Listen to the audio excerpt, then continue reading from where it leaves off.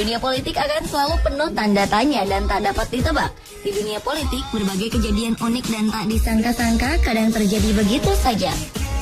Sebenarnya politik adalah milik semua orang, tanpa memandang siapa dan apa latar belakangnya, termasuk dalam sebuah parlemen. Siapapun berhak menjadi bagian di dalamnya. Terbukti ada beberapa anggota parlemen yang memiliki latar belakang unik. Ada juga beberapa dari mereka yang berlatar belakang biasa saja namun berperilaku unik.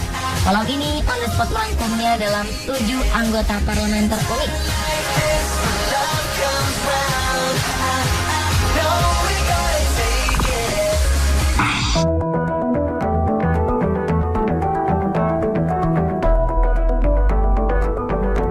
Seorang badut bernama Thierry Rika kembali terpilih dalam pemilihan anggota Kongres setempat. Thierry Rika berhasil masuk ke Kongres untuk kedua kalinya dengan perolehan suara 1 juta suara. Perolehan suara ini merupakan tertinggi kedua untuk seluruh kandidat anggota Kongres yang pernah ada. Thierry Rika pertama kali terpilih untuk mewakili Sao Paulo pada 2010 lalu. Pria yang buta huruf saat pertama kali mencalonkan diri ini akhirnya belajar menulis namanya sendiri untuk memulai pekerjaan barunya. Dalam jangka waktu 4 tahun menjabat, Thierry Rika sama sekali tak pernah berbicara atau menyatakan pendapatnya dalam sidang Kongres. Ia hanya memiliki catatan kehadiran yang paling bagus di antara yang lain. Kesuksesan ini sempat memicu berbagai protes. Di sisi lain, kiprah Thierry Rika memicu munculnya lelucon dalam pemilihan anggota Kongres, yakni kandidat yang mencalonkan diri menggunakan nama apapun yang disukainya. Pengamat politik melihat hal ini sebagai gejala frustasi publik atas skandal korupsi dan kebuntuan politik di Brasil yang dikenal sebagai negara dengan demokrasi terbesar di kawasan Amerika Latin.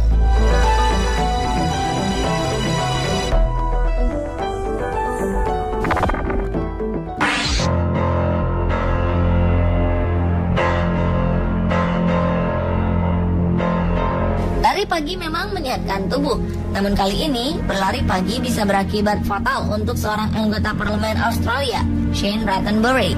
Saat sedang lari pagi pada Mei 2013 lalu, ia hampir menabrak seekor kanguru setinggi 1,4 meter yang tengah makan di pinggiran kota Canberra.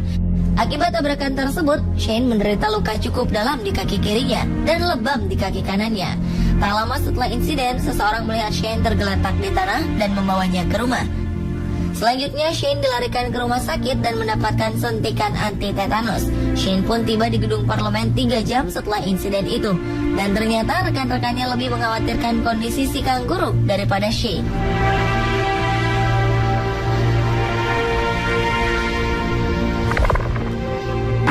Ja, 俺が立候補してこの世の中をこの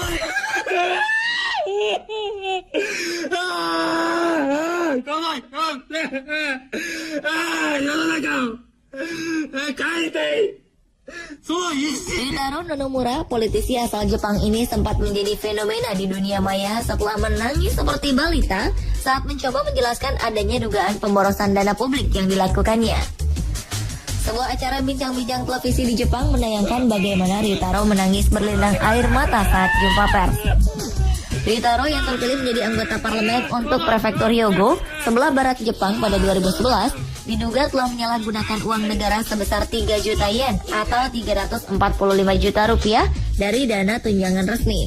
Menurut laporan media setempat, pria ini menghabiskan dana untuk 195 perjalanan, termasuk 106 kunjungan ke resort dan berlibur di sana saat musim semi, tanpa membuat laporan.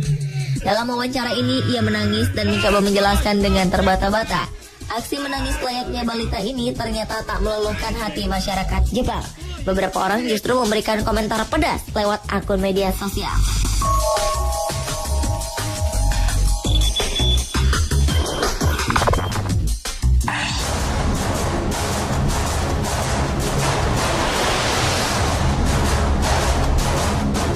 Seorang anggota parlemen Meksiko melakukan aksi unik dengan berpidato dengan hanya mengenakan pakaian dalam di depan sidang parlemen untuk mengesahkan RUU perminyakan di Meksiko. Semua sidang parlemen di Meksiko sepertinya memanas karena para anggota berselisih pendapat mengenai rencana perubahan undang-undang. Dalam RUU ini ada perubahan di mana pihak asing boleh mengelola minyak di negara Meksiko, namun sebagian anggota parlemen yang lain tidak setuju. Berbagai aksi pun dilakukan untuk menolak RUU tersebut. Salah satu yang dilakukan oleh Antonio Garcia Conillo dari Partai Demokrat Revolusi. Ia membuka seluruh pakaiannya dan menyisakan celana dalamnya saja ketika melakukan pidato di depan seluruh rekannya. Aksinya ini adalah gambaran dari penjarahan aset bangsa yang dilakukan negara lain jika undang-undang ini sampai disahkan. Sebagai informasi, Meksiko saat ini merupakan negara kelima pengekspor minyak mentah ke Amerika Serikat dan mengapalkan lebih dari 1 juta barel per hari.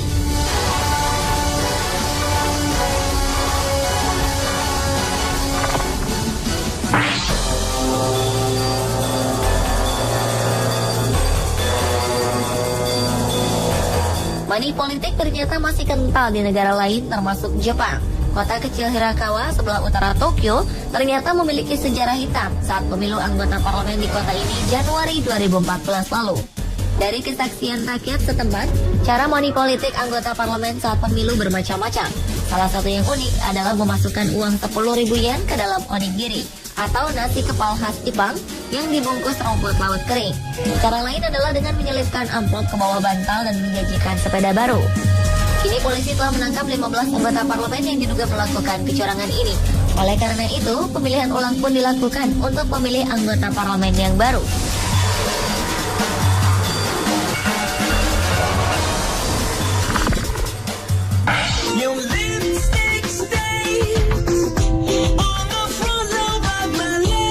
Pernah membayangkan ada anggota Dewan Perwakilan Rakyat membawa anaknya ikut rapat dan sidang? Hal inilah yang dilakukan oleh Licia Ronzulli, anggota Parlemen Uni Eropa. Licia rajin membawa gadis ciliknya yang berusia 3 tahun bernama Vittoria Serioli mengikuti rapat. Bahkan hal ini dilakukannya sejak Vittoria berusia 6 minggu. Dalam aktivitas politiknya, Vittoria selalu menjadi saksi dari sepak terjang sang ibu yang merupakan anggota parlemen dari Partai Kebebasan Italia yang menjadi anggota Parlemen Uni Eropa. Sejak hamil, Licia sudah berniat akan mengenalkan anaknya dengan pekerjaannya.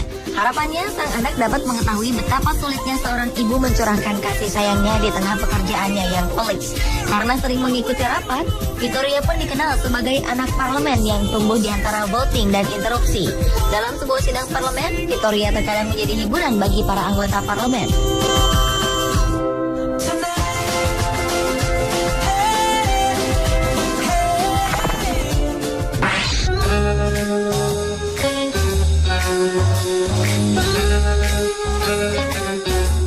Kejadian unik anggota parlemen selanjutnya ialah datang dari Prancis.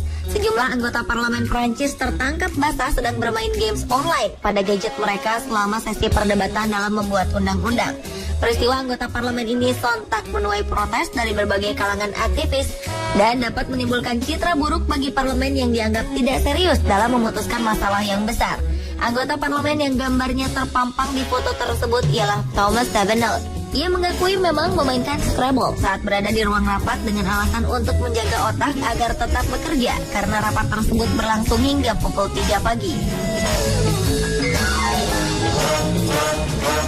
Pemirsa, itulah ketujuh anggota parlemen unik versi On The Spot.